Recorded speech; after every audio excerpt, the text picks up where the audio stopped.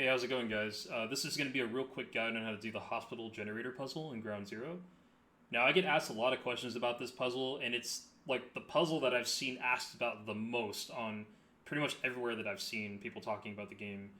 Um, but I figured instead of trying to tell you guys how to do this, I would just show it to you because it's honestly pretty deceptive. I think this puzzle's a lot easier than it actually looks. So I want to show you the trick to actually solving this pretty easily. So, for those who don't know, the goal of the puzzle is to get the numbers to count from 1 to 9, starting from the upper left.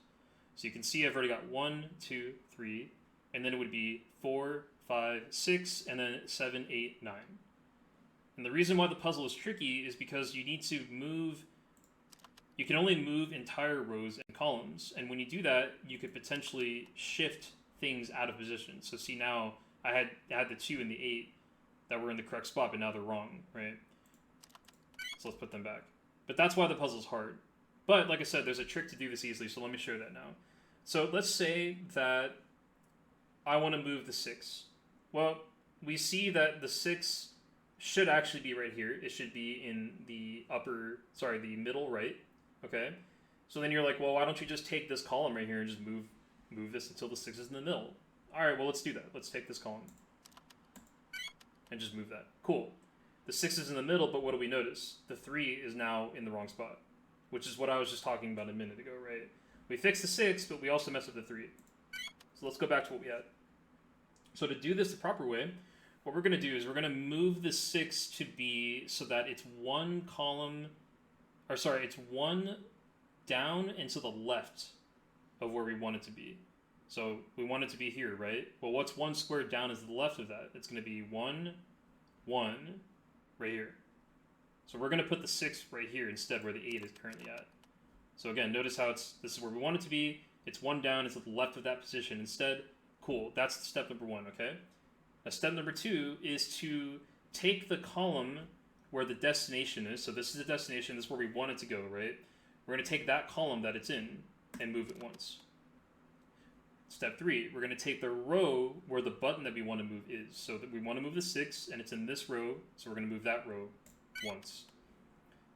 Then, the last step is to go back to the target row, the target column, the column where we want to put it into, so right here. We're going to move that column 2 times. Now what do we notice? Well, the 6 is now in the middle like we wanted to do, but the 3 has also stayed at the top, and we didn't mess it up. Perfect. And that's basically all you need to do. So let's try that one more time with another number. We want to move the 4 to be over here, right? In this middle left side. And we see that it's down here. So let's go from this square 1 down into the left. Well, here we seem to go off the edge of the puzzle, right? But this puzzle actually loops around. When the numbers go to the right, they end up back on the left. They just cycle around. Right, so the 4 is actually already in the correct spot if you look at it. Here's the 5. We want the 4 to be right here where the 5 currently is. We go down once and to the left, which would take us over to here. So cool, the 4 is in the correct spot. So we take the column where the target destination is, move it once.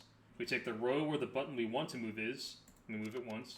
And then we take the column where the destination is and we move it twice. And now the 4 is in the correct spot and the 1 also stayed intact.